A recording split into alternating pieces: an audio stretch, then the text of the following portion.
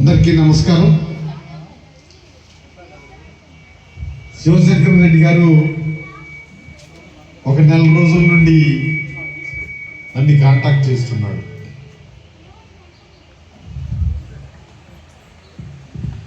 మీరు హైదరాబాద్ వచ్చినప్పుడు ఖచ్చితంగా మా ఇంటికి రావాలి.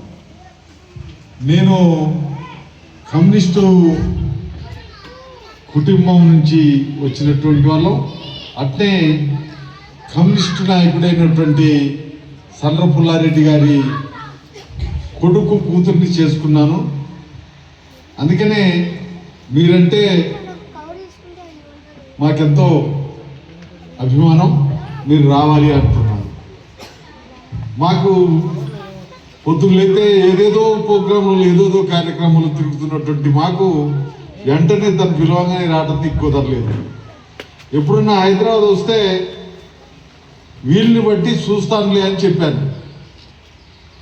నిన్న హైదరాబాద్ వచ్చాను, నాగర్ కర్నూలు వెళ్ళాను.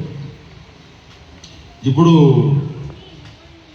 శివశంకర్ రెడ్డి గారు మీ ముందు ఇచ్చినటువంటి ఉపద్ఘాతం అంతా ఆడ అల్లకల్లోలం అయింది.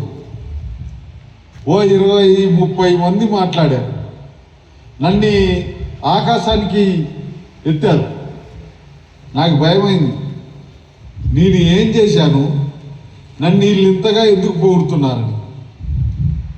ఆ కార్యక్రమం నిర్వాహకులైనటువంటి భాస్కర్ రావు గారు వాళ్ళ అమ్మ నాన్న పురస్కారం కోసం నన్ను ఎన్నుకొని ఆయన పిలిపిస్తే పోతే వాళ్ళందరూ వచ్చి దాన్ని పెద్ద ప్రోగ్రామ్గా చేశారన్నమాట. సన్మాన కార్యక్రమము ఇవన్నీ మొదలుపెట్టి చేస్తే నేను ఏం చేస్తే వీళ్ళు ఇంతగానో పొగుడుతున్నారు, ఈ పొగడతలేంటి అని. పొగడతలు అనేటువంటి నాకు ఇష్టం లేని అంశం. నేను ఏదన్నా పని చేస్తే నా కోసం కాదు, జనం కోసం ఏదో ఒకటి చేయాలి, చేసే బాధ్యత, ఆ బాధ్యతగా చేస్తున్నాను. అంతేగాని నన్ను ఇంతగా ఎందుకు పొగుడుతున్నారు, ఎందుకు ఎత్తుకుంటున్నారని నేను విచారణలో పడ్డాను.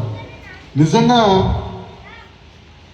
ఇప్పుడే శివశంకర్ రెడ్డి గారు చెప్పినట్టుగా ముఖ్యమంత్రి దగ్గరికి వస్తే ఆయన ఒక 6 నెలల నుండి దొరకటాలే,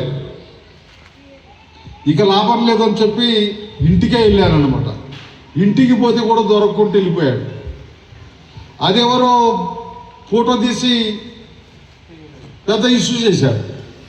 నాకు తెలియదు, ఆ ఫోటో తీసింది తెలియదు, ఆయన వెళ్ళిపోయింది తెలియదు.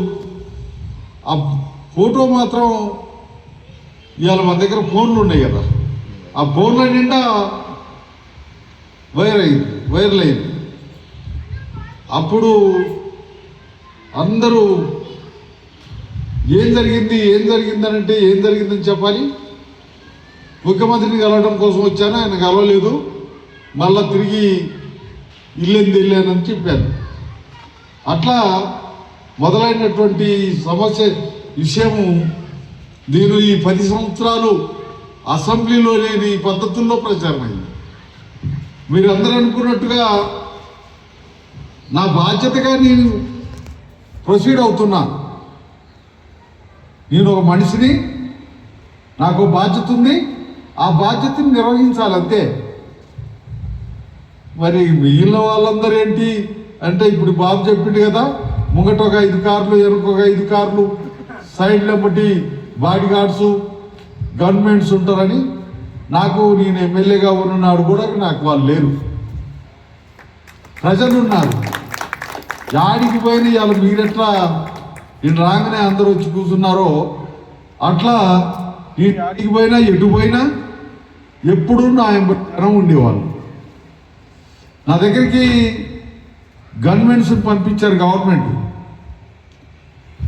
గవర్నమెంట్స్ పంపిస్తే నాకు ఒకటి కనపడింది. ఏంటి, వీళ్ళు నా ఎంబటి నిలబడతారు, మీరందరూ దూరంగా ఉంటారు.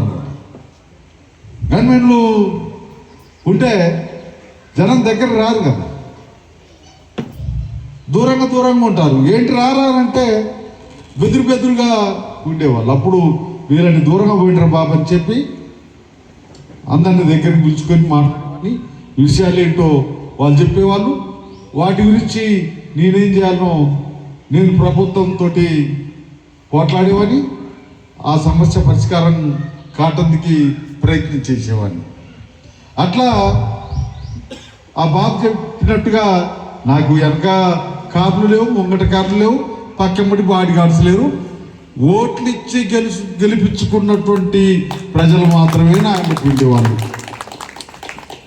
ఇప్పుడు ఇక్కడ జరిగినటువంటి పరిణామం ఏంటనే దానికి వస్తే, ఆ ఇల్లెందు కాన్స్టిట్యున్సీ పరిధిలో ఉన్నటువంటి సండ్ర పుల్లారెడ్డి గారు మొదలుపెట్టినటువంటి ఉద్యమం దాన్ని పునాది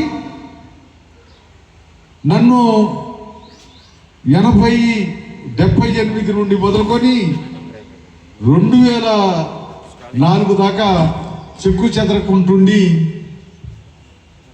పుల్లారెడ్డి గారికి ఓట్లేశారు. నాకు కాదు ఓచి వేసి పుల్లారెడ్డి గారికి ఓట్లేసిండ్రు. పుల్లారెడ్డి గారు గెలిచిండు. ఆ పుల్లారెడ్డి గారు ఆ ప్రాంత ప్రజలకి సేవ చేశాడు. దీన్ని చూసినటువంటి బూర్జో వర్గం,